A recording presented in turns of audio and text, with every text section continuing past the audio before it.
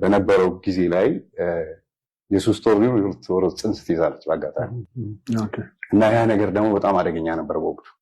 ወንጌል ያችን ነገር ካወቀች ማጋባት የጋብቻ ስነ ስርዓቱን አታካሄደለም።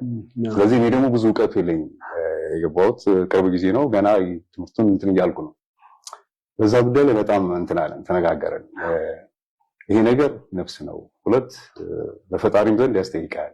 የመጣ ሌላውን ተጋፍጠን ይህን ነገር ብናተርፍ ይሻላል በምልበት ሰዓት ነው እኔ ቤተክርስቲያኔ በዚህ ልክ ልትለኝ አይገባም፣ አታጋባኝም፣ ሄዳ ነው የምወድቀው፣ ውጪ ነው የምንጋባው፣ ይሄ ደግሞ ለእኔ ክብር ጥሩ አይደለም በሚል ብዙ ተከራከርን።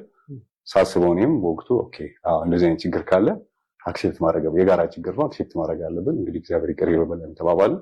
ያችን ነገር ድንበሯ ሆስፒታል ምናልዛ አካባቢ ያንን እንግዲህ በወቅቱ አፕሮች አረገች። እሱም ከዛ ለማገገም ብዙ ጊዜ ፈይቶብናል። ምክንያቱም ሴት ልጅ እንደዚህ አይነት ነገሮች ስታይ ስፖርተኛ የተወሰነ ጊዜ መጎዳት ማስወረዱ ጉዳት ይኖራል። ግን በዚህ ልክ ይቅርታ ልጠይቅ እፈልጋለሁ። ይህ ስነ ምግባር አይደለም። አሁን ከአቅሜ በላይ የደረሰ ነገር ስላለ እና ይሄ ብዙ ተዘዋውሯል። ልጅ ልወልድ ስል ልጅ እንዳልወልድ እሱ ወልዶ ምናምን ከኔ ጋር ያለው ወልደዋል የሚል ብዙ እንጀላዎች አሉ። እሱን እውነታውን ለማሳየት ነው።